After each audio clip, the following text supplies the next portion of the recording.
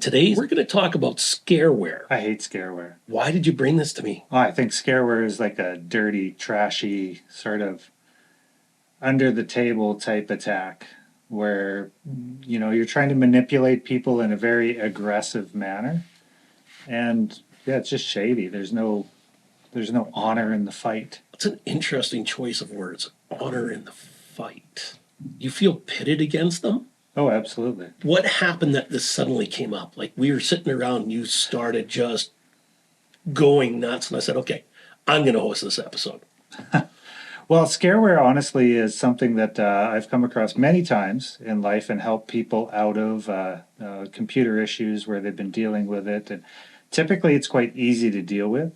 However, if you're 100% unfamiliar with how it works and what it looks like, then you just like, I don't know what to do. I have to follow what it says on the screen in order to get out of the situation because someone wants to help me. And obviously there's an issue wrong with my computer. I can see that there's a bright red screen that says call Microsoft on it. And that's what I have to do to figure out. And what they don't know is that then calls a call center and wherever the call center is. And that then is followed up and you're taken down a trail where they try to scam you out of your money. And I know people personally who have fallen for these scams. Okay, when's the first time you came across it? Like you first saw it? Like what was your gut? I don't remember when I first came across Scareware as officially as I know it now. I know that I have come across it many times on my parents' computer, and simply because they just access the regular recipes. Recipe sites, I think, are one of the targets that they use, building recipe sites and then using that. But anyways, the different sites like that older people tend to allow, and then they allow things onto their computer they weren't intending, or it's a malware thing where you've injected malware on the computer and then it pops up and says, hey, contact Amazon, your package isn't going to arrive on time. And you're just like, I didn't even know I was getting a package and I got to figure this out right now because I may not get my package that I didn't even know that I was getting, or maybe it's actually tied to a legit package that is being sent to you. So The worst ones that come across is you have a package of customs that's not going to clear. and how much do you know about clearing customs and packages as an average person? As the average person, I know nothing. As the educated person, I know about yay much. I know I got to pay a broker to get it across because I can't do the paperwork. Right. Yeah. So depending on your level of, we transfer stuff across the border all the time, deal with customs, but it's typically dealt with in a certain way. And if you're 100% not familiar with this at all, it's very easy to fall into these traps. Now, what's interesting about Scareware is actually, as far as social engineering goes, it's actually quite complex on how it works. Were you aware of that part of it? Well, I know there's a big infrastructure behind it, but not even that. It's not just me figuring out who you are and then taking advantage of that. Like, you can do social engineering without having any of the technical ability.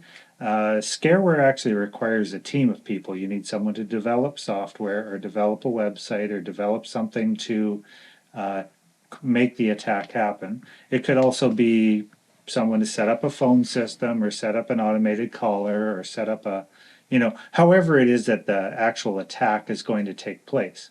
And they're generally mass attacks. They don't typically target just one individual. They'll target like thousands of people at once. This is one of the few times where I'm going to go into Cyberland on our viewers.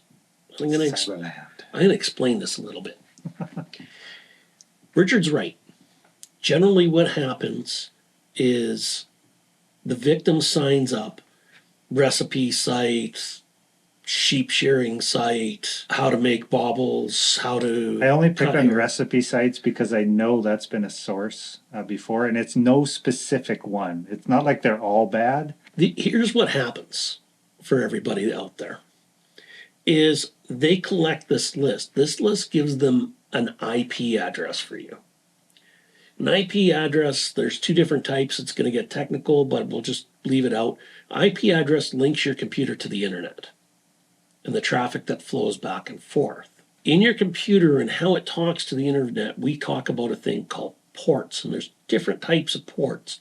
But what they do is now they exploit an open port on the computer. And that's how they inject themselves into you. But they need that IP address first.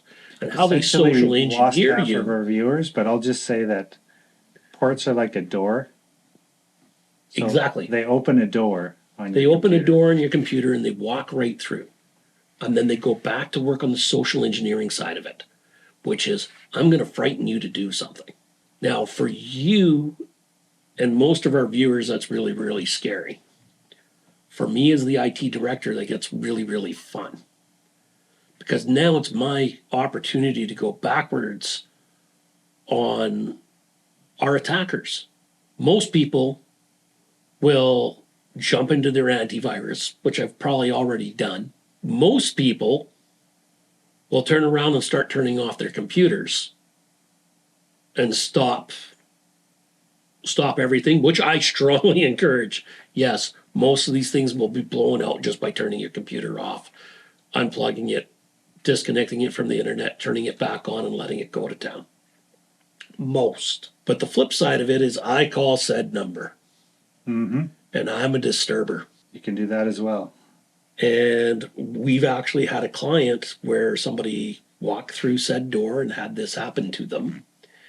And I got on there and I turned around and I phoned up and I said, I'm Microsoft Auditing. I need your employee number and I need it now. Well, why? I have a computer at said address, that isn't working and we didn't authorize this penetration test or everything else. This is to follow up your customer service skills. And the person on the other side of the phone started panicking. Well, why should I give you my employee number? Do you know who I am? And it's reverse scareware tactics that I used. Right. And the funny part about it, for most people, is I got the computer unlocked. And then I closed that door that they weren't coming back through. I wouldn't recommend doing that all the time. No. But this is kind of an opportunity to show where scareware can work both ways. Right. But how do I avoid scareware now? We've talked about it in the past, and I'll always continue to talk about it. A good antivirus. A good antivirus is going to monitor the traffic flowing through the internet to your computer. Now, a good antivirus should be two parts. There should be the online portion of it that's monitoring the traffic online, and there should be the physical presence on your machine. That way, as the information tries to flow through, it gets inspected and then gets inspected at your machine level in case somebody tries to push the information back through the other way. And I'm sure we'd have a million different thoughts out there listening to this that would say, this is what I think about antivirus, this is my favorite antivirus, and all those reasons for it. And we could get into that debate till we're blue in the face. The one type of scareware that avoids antivirus, though, is browser notifications. It's so easy to allow whatever from this particular website. So you go to a website, it pops up. Do you want to allow Do you want to allow browser notifications? And you say, well, I don't know what this is, but sure, I like this site. So I allow browser notifications. What browser notifications allows me to do as a website owner is then I can push out notifications to you whenever, and they pop up in your browser. So you're browsing a completely different site, you're doing something completely different. Essentially, I give you a key to that door. Yeah, and you get to open that up and say, hey, this is happening right now, come check it out. And so the idea behind it is really quite noble. It's sales, it's marketing, it's we want to let you know about this, something's happening you need to be aware of. So it's sort of a little news portal. However, the other flip side of it is you can say, hey, this is, now we'll choose some of these companies not because of the companies themselves, but because these are the companies that are being mimicked. So Best Buy, the Geek Squad, used all the time. Amazon used all the time. Microsoft picked on all the time. Apple all the time. Apple would be another one picked on all the time. And it's just because the companies are so big that you can blend in and pretend to be an employee, and there's no one checking to see if you are or aren't. And that goes back to the topic that we always talk about, familiarity. You're familiar with them, so you're not going to say they're going to do anything against me. You know what's another form of scareware? It's phone calls. The phone call. The dreaded phone call. It's from the CRA. Never mind CRA. I get that dreaded phone call from Microsoft all the time. Okay. Your computer's being attacked. You need to let us in right now. Okay, I'm at my computer. What do you need me? I need you to go to settings. I need you to open this. I need you to open that. Microsoft's not going to call you. CRA, yeah, they're going to give you a call. But they're going to go through a bunch of steps versus give me your information now. Police are going to call you, but they're going to give you information before they ask for information.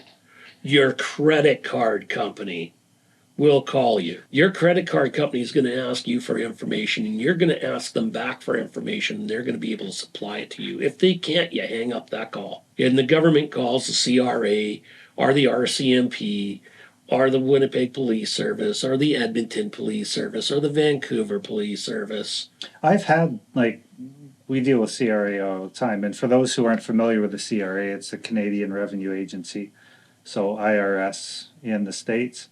And the CRA does call me about different things because we're in business and they have to follow up on things and I have to contact them about things and figure things out. But there has been times where a legit CRA rep has called me and I have had to go through the process of verifying who they were. Because you don't trust them anymore. And that's an important aspect of scareware. Somebody phones you up and they're going to scare the crap out of you. Ask them for a number to call back at. Mm-hmm.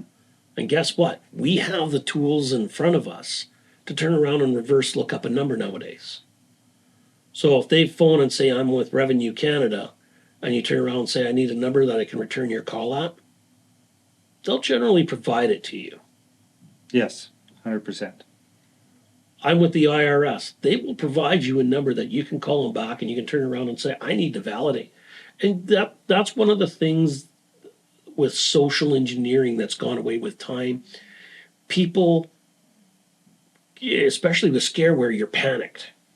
Always with social engineering, one of the biggest things that you need to do is buy yourself time to think. Mm-hmm. The more you can think, the more you can react. If you're scared, you can't react. If they're pressuring you to make a decision, I'll call you back. I think we're specifically talking about scareware here in terms of actions. You could have a legit virus on a device. Yep. You could have someone who has actually hacked in and is actively on your device. Typically, a scareware is a mask. So you're not actually being attacked. You're not actually having anything go wrong. They're just trying to make you, in a sense of urgency, to turn over that information so that they can then attack you. And that's a good point. The difference between scareware and ransomware. Mm-hmm. Ransomware, they have already attacked you. They are already implemented the attack. They've already disabled you. Scareware, they're trying to con you into disabling yourself because then they can then turn that into a ransom attack. They just want you to open the door, leave the keys on the doormat, and leave the house for a couple hours so they can have a little look around. Now, does that mean that you don't want notifications from your favorite recipe website? The simple answer on it is I don't allow anybody to send me notifications. That's my tin hat. Yeah. That being said, I've had people come to me and say, what do you think of this site? Well, let's go check out the legitimacy of that site. Every site's got, you put a site's name into Google and say, is this site real? They'll come back with this site's been hacked or that site hasn't been hacked. We work with a company called WatchGuard. And I've recently attended one of their quarterly reports seminars.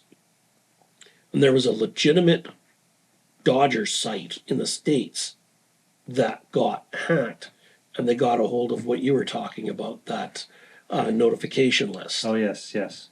So, but what happened and how it got caught is people right away got onto different media forums and said, hey, this place has been blasted, this place has been hacked.